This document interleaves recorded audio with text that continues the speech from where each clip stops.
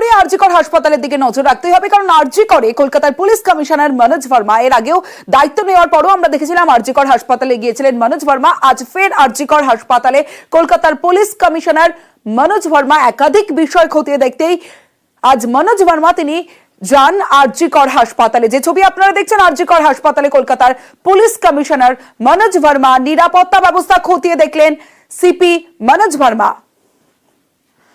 আমার সঙ্গে আমার প্রতিনিধি রৌনক রয়েছে, রৌনকের সঙ্গে কথা বলবো। রৌনক, আমরা দেখেছিলাম দায়িত্ব নেওয়ার পরও আরজিকর হাসপাতালে গিয়েছিলেন মনোজ ভার্মা পুলিশ কমিশনার, আজ ফের আরজিকর হাসপাতালে গেলেন, কোন কোন বিষয় খতিয়ে দেখলেন মনোজ ভার্মা? দেখো, একেবারে আরজিকর মেডিকেল কলেজ হাসপাতালের নিরাপত্তার যে বিষয়, সেই নিরাপত্তার বিষয় খতিয়ে দেখতে কিন্তু আর সশরীরে আসলেন পুলিশ কমিশনার মনোজ ভার্মা। 20 মিনিট আগে তিনি কিন্তু প্রথমে আসে এবং এমার্জেন্সি বিভাগের যে সেমিনার হল সেখানে প্রথমে যান এবং নিরাপত্তা ব্যবস্থা খতিয়ে দেখে। তারপরই কিন্তু আরজিকর মেডিকেল কলেজের স্ত্রী রোগ ও প্রসূতি বিভাগ সেখানে যান সিপি এবং সঙ্গে রয়েছেন সিআইএসএফ এর আধিকারিকরা। অর্থাৎ আরজিকর মেডিকেল কলেজ হাসপাতালে যে নিরাপত্তার ব্যবস্থা সুনিশ্চিত করতে কলকাতা পুলিশের তরফ থেকে বিভিন্ন পদক্ষেপ নেওয়া হয়েছে।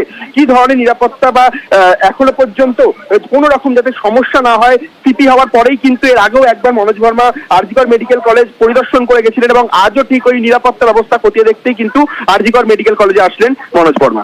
বেশ রৌনক।